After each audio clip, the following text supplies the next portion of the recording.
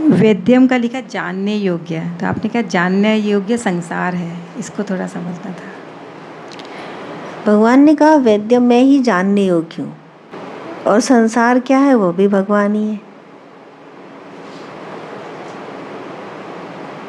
संसार के किसी एक कण को तुम जानो तो तुम भगवान को जान लोगे। यहाँ पर फर्क क्या है कि तुम्हारा इंटेंशन क्या है। कि हम ये भगवत गीता उठाते हैं तो हम इसको क्या देख रहे हैं। कल एक छोटी सी बात थी कि मौन ध्यान के लिए हम अरेंजमेंट्स देख रहे थे। अब वहाँ पर एक घर था, तो वहाँ पर एक पेंटिंग लगी हुई है और रेप्लिका है, पिकासो की पेंटिंग की रेप्लिका है, वो लगी हुई है। एक गर्ल विथ 3 फेसेस 4 फेसेस ऐसे लगी हुई। तो अब ये 4-5 लोग आए थे तो इसको हटा दें क्योंकि ये ध्यान के संग मैच नहीं कर रही। अब I couldn't see any difference, क्योंकि हमारे लिए सब कुछ भगवान है, तो वो उसमें भी भगवान नज़र आ रहे थे। पर सबकी दृष्टि वैसी नहीं होती, तो उनको वो लड़की की पेंटिंग नज़र आ रही थी।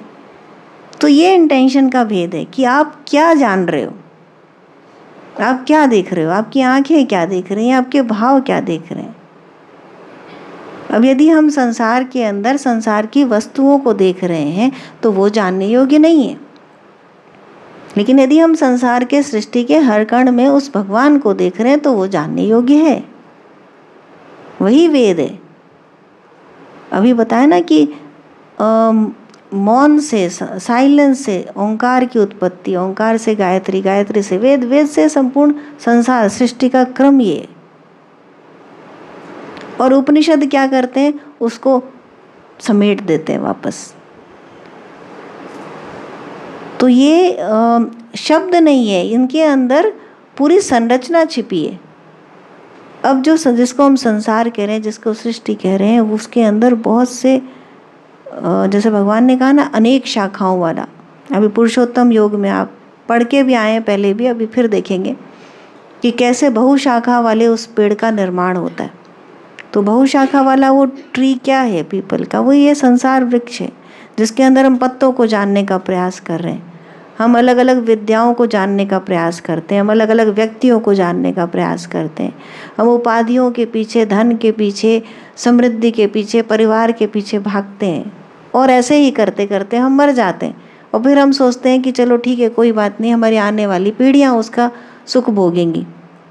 तो हमारी इच्छाओं का, हमारी कामनाओं का कोई अंत नहीं है। ये क्या है, ये संसार वृक्ष है जिसके अंदर ये चक्र है, कर्म का चक्र है, बहुत जटिल चक्र है जो रौंद रहा है, चल रहा है, जिसके अंदर संपूर्ण प्राणी पिस रहे हैं, फिर प्रकट हो रहे हैं, फिर पिस रहे हैं, फिर प्रकट हो रहे हैं। ये महाकाल है जो चल रहा है, इट्स एवरीवेयर।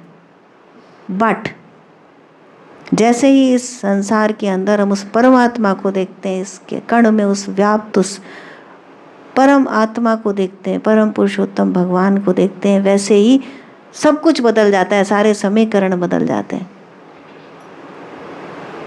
तब वो जानने योग्य हमारे सामने आता है।